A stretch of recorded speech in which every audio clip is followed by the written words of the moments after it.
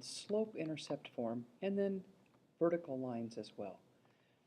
These lines, the equations today, are in what are called standard form, with the x and the y on the same side of the equation, excuse me, and a constant on the other side.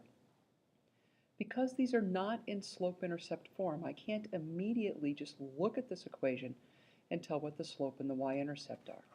So what we're going to do instead, and I'm actually just going to cross this part of the notes out, we're going to go and find the x and y intercepts, and it doesn't matter which order you find them in. If you think about it, on the x-axis, think about these points. This is 0, 0, 1, 0, 2, 0, 3, 0, 4, 0. The x keeps changing, but the y is always 0. And on the y-axis, the reverse is true. The y is changing, 0, 0, 0, 1, 0, 2, 0, 3, 0, 4, but the x is always 0. The reason we're going to find the x and y intercepts is because when I substitute 0 into this equation, I actually get an equation that's pretty darned easy to solve. I could find other points, but these are usually the easiest ones to do. So when I do that, what's going to happen is if I substitute 0 in here in place of y, what happens is this is 2x plus 5 times 0 now equals 20. Well, 5 times 0 is just 0. 2x plus 0 is just 2x equals 20. So in essence, what's happening is when I substitute 0 for y, this part of the equation just sort of drops out because it becomes 0. And then I have a really quick equation to solve by dividing both sides by 2 and getting x equals 10. It's really important. This is my ordered pair.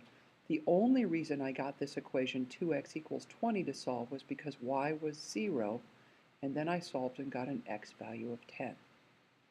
Well, if instead I substitute 0 in place of x, this 2 times x becomes 2 times 0, which is just 0, and this part of the equation drops out.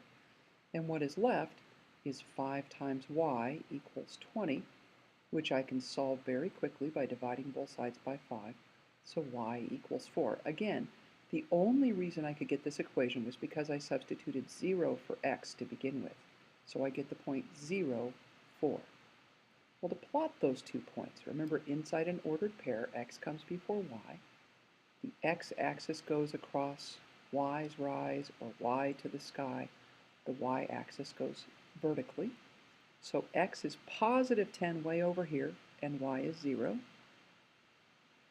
And at x is 0 means I don't move left or right at all, and y is positive 4 is going to take me up 4.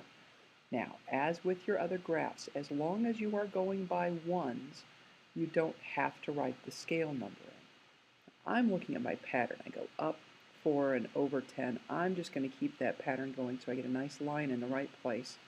Up 4 and over 10 again. Once I have that, I'm going to draw my line through my points.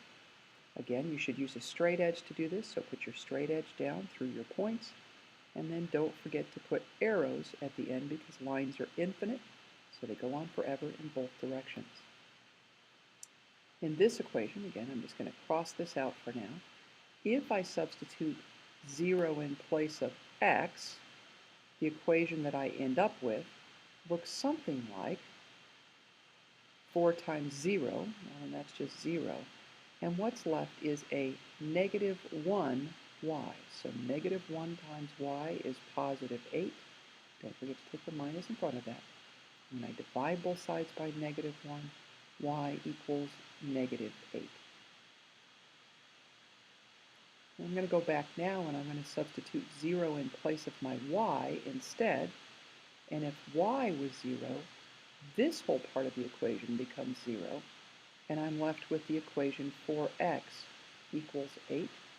So when I divide both sides by 4, x equals 2. Again, x only equals 2 when y is 0.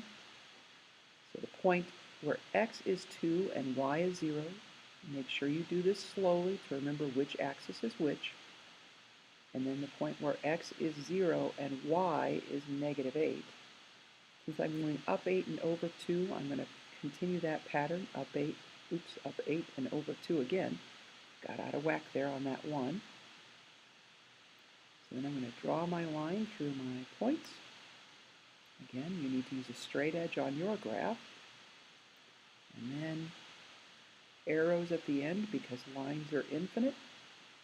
And I need to graph a line and not a segment.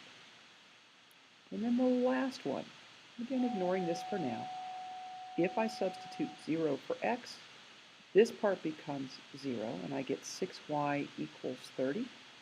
So y equals 5.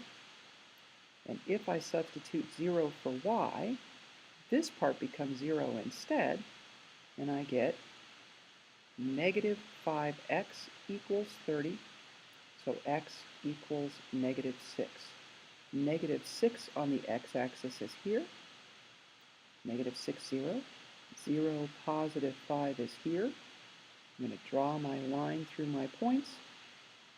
Make sure you put arrows at the ends of your line, and you're done.